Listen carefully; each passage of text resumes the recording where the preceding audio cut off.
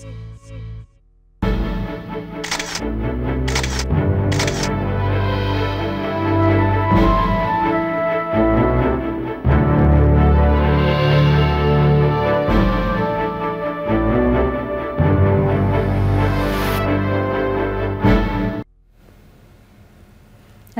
আলাইকুম।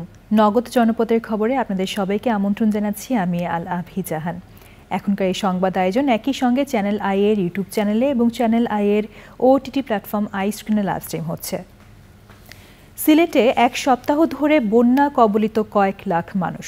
বৃষ্টি থামলে পানি কমে, আবার বৃষ্টি হলে বেড়ে যায় পানি। এতে বন্যা পরিস্থিতির আশানুরূপ উন্নতি হচ্ছে না। সুরমা ও কুশিয়ারা নদীর পানি এখনও 2টি পয়েন্টে বিপদসীমার উপর দিয়ে প্রবাহিত হচ্ছে। সিলেট থেকে সাদিকুর রহমান সাকির পাঠানো তথ্য ও ভিডিও চিত্রে রাজীব আহমেদের রিপোর্ট। গত 27 মে সিলেট জেলার 5টি উপজেলায় বন্যা দেখা দেয়। বর্তমানে 10টি উপজেলা বন্যা কবলিত। থেমে থেমে বৃষ্টির কারণে পরিস্থিতির উন্নতি হচ্ছে না, দুর্ভোগ কমছে না পানিবন্দী মানুষের। স্কুল করে গেছিলাম আর কমাতে কালকে বিকালে আইছি। খাওয়া দাওয়া চলাফেরা, বিশেষ করে খাওয়ার পানি, বাসা থেকে বাইরে হওয়া, ছোট বাচ্চাদেরকে স্কুলে নেওয়া আনা, এগুলো নিয়ে সবাই কষ্ট। এখানে কেউ আসে নাই, কেউ আইসে না, কাউন্সিলর কোনো জনপ্রতিনিধি আইসে না, আমরা যাচ্ছি না। বৃষ্টিপাতের কারণে এমনটি হচ্ছে বলে জানায় পানি উন্নয়ন বোর্ড। বেশি পরিমাণ বাড়ার আশঙ্কাটা এই মুহূর্তে দেখা যাচ্ছে না। যে আমাদের যে বৃষ্টিপাতের যে ফোরকাস্ট, খুব বেশি যে অ্যাবনর্মাল কিছু পারবে ওই ধরনের কোনো নাই। সিলেটে হ্রাস পেয়েছে আর কি, বন্যার পরিস্থিতি কিছুটা উন্নতি হয়েছে সিলেটে। অতিবৃষ্টি ও উজান থেকে পাহাড়ি ঢলের কারণে সিলেটে বন্যা পরিস্থিতির আবারও অবনতির আশঙ্কা করছেন সংশ্লিষ্টরা। জেলা প্রশাসনের পক্ষ থেকে 571টি আশ্রয়কেন্দ্র খোলা হয়েছে। Rajib Ahmed, channel I. ঢাকা চট্টগ্রাম মহাসড়কের কুমিল্লার 14 গ্রামে কাভার্ড ভ্যানের ধাক্কায় অপর কাভার্ড ভ্যানের চালক ও তার সহযোগী নিহত হয়েছে। ভোর 5টার দিকে উপজেলার ছুপুয়া রাস্তার মাথা এলাকায় এই দুর্ঘটনা ঘটে। নিহতরা হলেন কাভার্ড ভ্যান চালক মোহাম্মদ সাগর এবং তার সহযোগী বেলাল হোসেন। তাদের দুজনেরই বাড়ি কুড়িগ্রামে। থেমে যাওয়া একটি কাভার্ড ভ্যানকে অপর একটি কাভার্ড ভ্যান সাহায্য করার সময় পেছন থেকে ট্রাক ধাক্কা দিলে ওই দুর্ঘটনা ঘটে।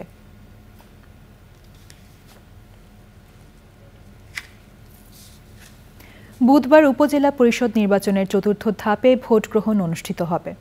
মঙ্গলবার সংশ্লিষ্ট উপজেলা পরিষদ থেকে প্রিজাইডিং ও সহকারী প্রিজাইডিং কর্মকর্তা সহ ভোট গ্রহণে দায়িত্বপ্রাপ্ত কর্মকর্তারা রিটার্নিং কর্মকর্তা ও সহকারী রিটার্নিং কর্মকর্তার কাছ থেকে নির্বাচনী সরঞ্জাম বুঝে নিচ্ছেন।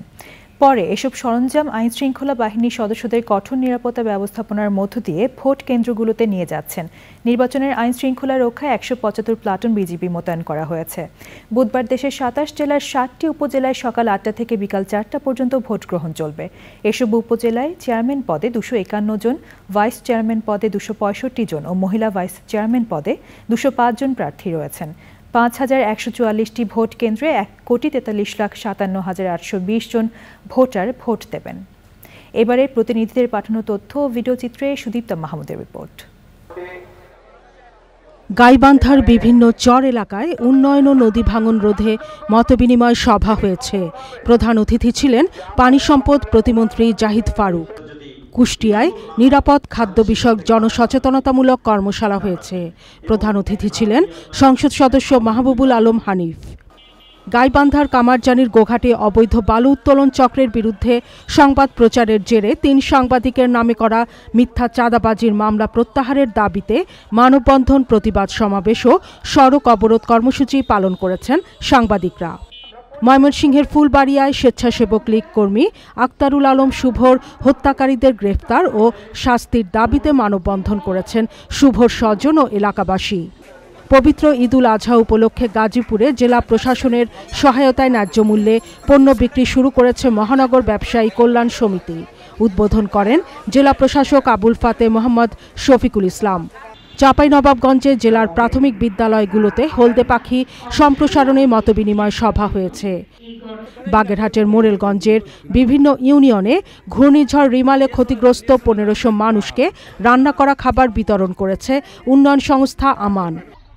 নোয়াখালীর বেগমগঞ্জে ভাড়াটে সন্ত্রাসী দিয়ে বসতবাড়িতে হামলা, ভাঙচুর ও মিথ্যা অভিযোগ দিয়ে হয়রানির প্রতিবাদে এবং ঘটনার সুষ্ঠু তদন্ত করে জড়িতদের বিচারের দাবিতে মানববন্ধন করেছেন ভুক্তভোগী পরিবার ও এলাকাবাসী।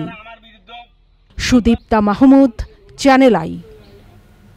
নগদ জনপদের খবর আজকের মতো এই পর্যন্তই। পরবর্তী কৃষি সংবাদ দেখার আমন্ত্রণ জানিয়ে শেষ করছি। সবাইকে ধন্যবাদ।